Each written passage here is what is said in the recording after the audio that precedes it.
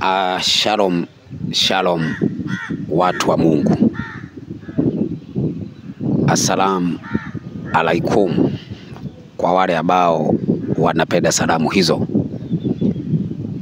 Amani ya Bwana wetu Yesu Kristo iweze kuwa pamoja nanyi.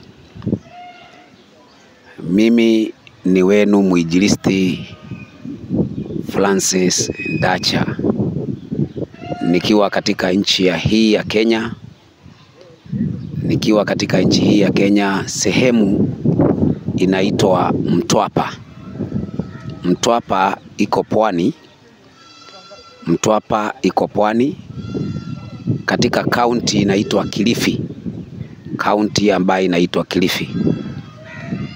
Na tumekuwa na mjadala ama mdahalo wa awamu ya 3 tukiwa na Dr. Alhaji Dr. Sule. Dr. Alhaji Dr. Sule kutoka katika ardhi ya Tanzania, katika mji ambao unaitwa Dar es Salaam. Lakini kwa bahati mbaya nchi ya Tanzania ikawa na machafuko, kukawa na lockdown, kukawa na curfew ambayo imewazuia watu kutoka ndani ya nyumba zao. Kwa kweli angeweza kabisa Sule kufika kwa wakati, na tunapowasiliana na yeye anasema wakati ambapo barabara zitafunguka tutaweza kuwa pamoja naye katika mjadala huu ambao tulikuwa tumeupanga kwa pamoja. Sasa nina maneno machache ambayo nataka niyaseme na yaweze kueleweka kwa wale ambao wanaendelea kufuatilia video zetu. Mikutano yetu ni mikutano ya amani, na ni mikutano ya kuwahubiria watu kukaa pamoja. Hatuwatenganishi watu wala kuwagobanisha watu au kuharibu amani. Sisi tunahubiri injili ya kweli, na injili hiyo tunapoihubiri tunawafanya watu wakae kwa udugu. Ingawa Yesu anasema katika kitabu cha Mathayo 10 mstari wake ni wa 34, anasema sijakuja kuleta amani duniani.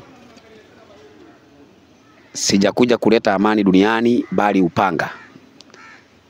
Bali maneno haya ya Yesu tunapo yasoma inafaa yaeleweke ya kwamba Yesu hakuja kuharibu amani ya udugu. Kile ambacho kinaweza tukakosa kuelewana ni kwenye imani. Na kama kuna kitu ambacho Mungu anapenda ni mtu ambaye ni mkweli kwa kile anachokiamini. Mungu hataki wewe ununuliwe ama uuzwe kwa sababu ya imani. Imani yako unafaa kuitetea na unafaa kuibadilisha ukiwa umeshawishiwa kwenye misingi ya hoja za maandiko. Kwa hivyo kama kuna mtu ambaye amewahi kununuliwa ili aweze kujiunga na dini fulani, basi huyo mtu ni tapeli tu, na ni mtu ambaye ni kafiri wa kawaida. Awe ni Mkristo, awe ni Muislamu, ni kafiri wa kawaida. Katika masuala ya dini unafaa kulinganishiwa ama kumulinganishia mtu. Kitu cha kwanza kwa njia nzuri, sio kwa kukobesha yeye, wala kutukana yeye, wala kutukana dini yake, wala kutukana imani yake. Unatakiwa watu ili uweze kuwahubiria, uweze kutumia njia inayoweza kufanya wakusikize. Ukiangalia hapa kwenye kiwanja hiki, ni kiwanja ambacho tulilipia pesa, na tukawa tumeamua kuweka matenti na viti, na tukaweka hata jukwaa, na tukasunguka katika wiki mzima kwenye misikiti